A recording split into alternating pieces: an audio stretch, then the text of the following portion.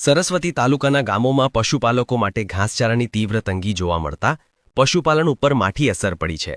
સરસ્વતી તાલુકાના વાગડોદ વિસ્તારમાં આવેલા અધાર, કિંબુવા, ખોઈટા, સિયોળ સહિત આજુબાજુના ગામોમાં ઘાસચારાની તંગી ઊભી થવા પામી છે।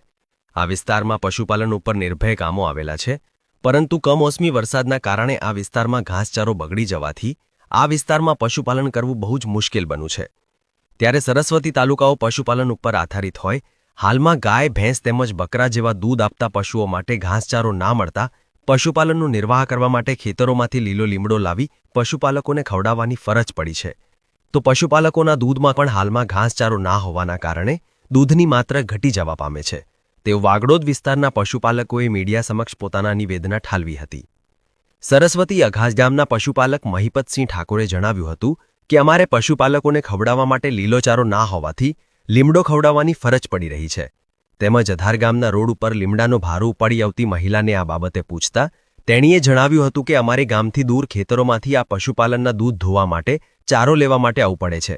લીમડો કાપી પશુપાલનને ચાર તરીકે ખવડાવવાની ફરજ પડવાનું જણાવ્યું હતું।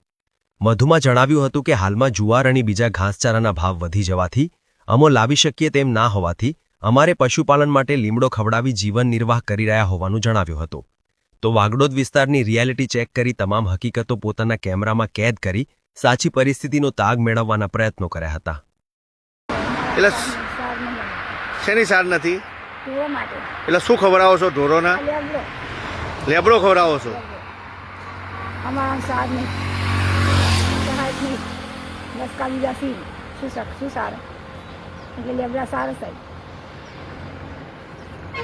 લઈ જઈએ, ગાય માટે, બકરા માટે લઈ જઈએ, ઊંટ માટે લઈ જઈએ, પણ કેમ કે આ બાજુ આપણે સાર પૂરો મળતો નથી કે આપણે સરસ્વતી જિલ્લામાં કોઈ આપણે એવું ઘાસચારો ખાસ કરીને પાકતો નથી અને બગાડ થઈ ગયો છે।